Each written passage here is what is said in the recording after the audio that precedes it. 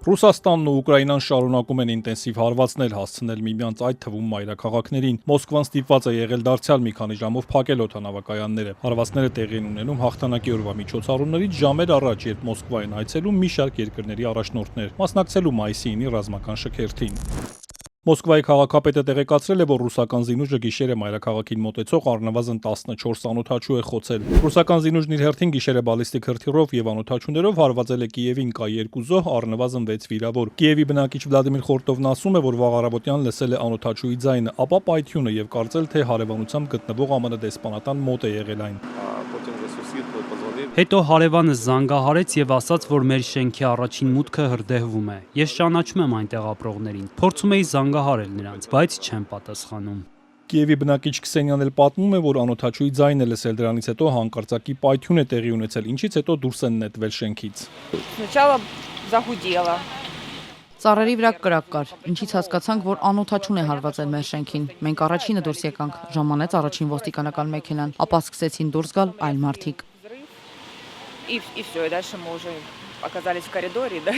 Ռուսական զինուժը հարվածել է նաև Զապորոժեին, հարվածների հետևանքով հրդեհներ են բռնկվել, առնվազն 4 վիրավոր կա։ Սերգեյ Զեմպլանսկին պատմում է, որ անկողնում է եղել պայթյունի պահին եւ անմիջապես դուրս է եկել ու սկսել օգնել հրդեհ հանգցնելու աշխատանքներին։ Նայեցի դուրս հրդեհ էր բռնկվել, ճիչեր էին լսվում, մարդիկ փախչում էին կրակից, արագ հագնվեցի, դուրս եկա, վերցրի ռետինե ջրախողովակը, բացեցի այն, միացրի պոմպին եւ սկսեցի օգնել, անելով այն, ինչ կարող էի։ Մեկ այլ բնակիչ Իրինա Գլուշենկոն պատմում է, որ նույնպես շտապել է օգնել, դույլերով ջուր է հասցրել, ասում է, որ շատ է վախեցել։ Սարսափելի էր, իհարկե սարսափելի էր, ամենուրեք պայթյուններ էին, ես չեմ հաշվել, թե քանի պայթյուն եղավ, լսում էի, թե ինչպես էր անօդաչուի ձայնը փոխվում հարվածից անմիջապես առաջ։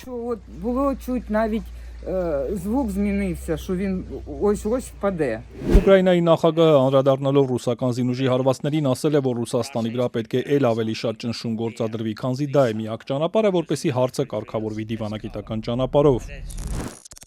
Երկարատև խաղաղության համար պետք է ձեռնարկվի ցանկացած միջոց, որը ագրեսորին զրկում է պատերազմ վարելու ռեսուրսներից։ Այս ֆոնին Միացյալ Նահանգների նախկին նախագահ Ջո Բայդենը պաշտոնավարման ավարտից հետո առաջին անգամ հարցազրույց է տվել BBC-ին, որում գործող նախագահին քննադատել է Ուկրաինայի վրա ճնշում գործադրելու համար, որպեսզի Կիևը խաղաղության համաձայնագիր կնքելու դիմաց տարածքներ զիջի Ռուսաստանին։ Բայդենն ասել է, որ հիմար են նրանք, ովքեր հավատում են, թե նման զիջումները կզսպեն Ռուսաստանի ախորժակը։ Պուտինը Ուկրաինան Ռուսաստանի մաս է համարում։ Նա կարծում է, որ Ռուսաստանը պատմականորեն իրավունք ունի Ուկրաինայի նկատմամբ, եւ յուրաքանչյուր ոք, ով կարծում է, որ նա կանգ կառնի, պարզապես հիմար է։ ԱՄՆ նախկին նախագահը նաև ասել է, որ Ուկրաինայի հարցում Վաշինգտոնի քաղաքականության հետևանքով Եվրոպան կկորցնի վստահությունը Միացյալ Նահանգների նկատմամբ։ Ըստ նրա, եվրոպական երկրների առաջնորդներն այլևս չգիտեն, կարող են այսուհետ հույս դնել Միացյալ Նահանգների վրա, թե ոչ։